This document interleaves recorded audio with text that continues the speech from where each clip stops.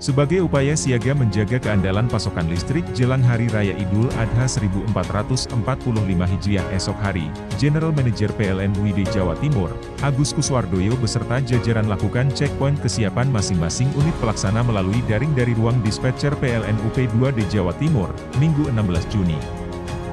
Sistem kelistrikan dari seluruh wilayah Jawa Timur hingga Kepulauan Madura, Bawean dipastikan aman.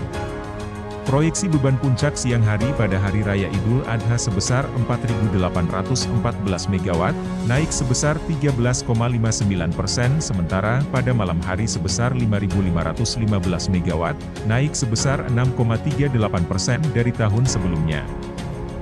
Selama masa siaga yakni pada 16 sampai 18 Juni 2024, PLN menjaga pasokan listrik andal tanpa padam dengan 4.782 personil standby di lokasi pelaksanaan ibadah maupun objek vital lainnya.